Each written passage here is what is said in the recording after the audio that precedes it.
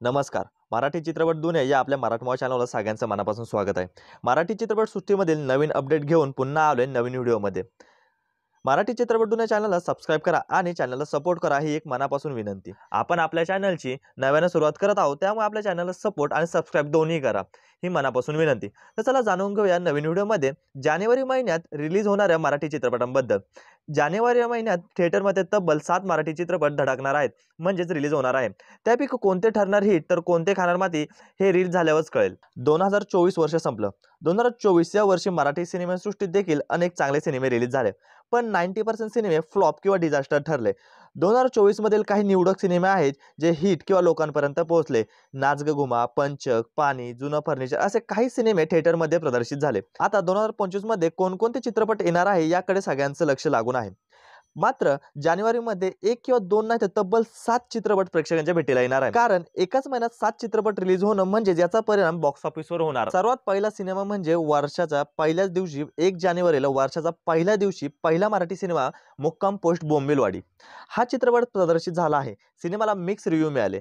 परेश मोकाशी आणि मधुगंगा कुलकर्णी यांच्या दिग्दर्शनाखाली बनलेला मुक्काम पोस्ट बोंबिलवाडी या चित्रपटात प्रशांत दामलेंसोबत बऱ्याच कलाकारांची फौज आहे. पुढचा सिनेमा म्हणजे 10 जानेवारीला संगीत मानपानाचा. 10 जानेवारी रोजी संगीत मानपानाचा हा सुबेद भावे, वैदवी परशुरामी, उपेंद्र लिमये, सुमित राघवन यांच्या अभिनयाने सजलेला चित्रपट प्रेक्षकांच्या भेटीला येतोय. या चित्रपटाकडून बऱ्याच अपेक्षा आहेत. तिसरा आणि चौथा सिनेमा एकाच दिवशी रिलीज होणार आहे. 17 जानेवारीला 2 सिनेमे रिलीज होणार आहेत. पहिला म्हणजे स्वप्नील जोशीचा जिलेबी आणि महाराष्ट्राची हास्य जत्रा फेम शिवानी परबीचा मंगला. 17 जानेवारी रोजी प्रसाद ओक, शिवानी सूर्य आणि स्वप्नील जोशी यांचा जिलेबी थिएटरमध्ये येणार आहे.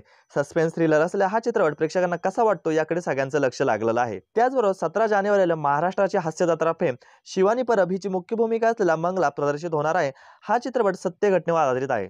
पुढच्या आठवड्यात म्हणजे 24 जानेवारीला 5वा सिनेमा रिलीज होणार. 24 जानेवारी रोजी हेमंत ढोमे दिग्दर्शित फर्स्ट क्लास दाभाडे हा चित्रपट प्रदर्शित होणार आहे. यात 3 इरसाळ भावांची कथा दाखवण्यात आलेली आहे. सिद्धार्थ चांदेकर, अमय वाघ आणि क्षिती जोग हे तिघे या चित्रपटात मुख्य भूमिकेत आहे. 31 जानेवारीला 2 सिनेमे रिलीज होणार आहे.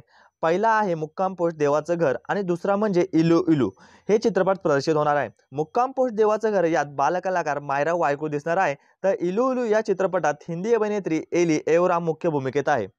तर एकूणच काय, जानेवारी महिन्यात पहिला सिनेमा मुक्काम पोस्ट बोंबिलवाडी, 10 जानेवारीला संगीत मानपानाचा, 17 जानेवारीला जिलेबी आणि मंगला, 24 जानेवारीला फर्स्ट क्लास दाभाडे, तर 31 जानेवारीला इलू इलू आणि मुक्काम पोस्ट देवाचं घर हे 7 सिनेमे रिलीज होणार आहे. सगळे चित्रपट जानेवारी महिन्यात प्रदर्शित होत असल्याने मराठी चित्रपटांशी स्पर्धा असल्याचं चित्रच दिसते.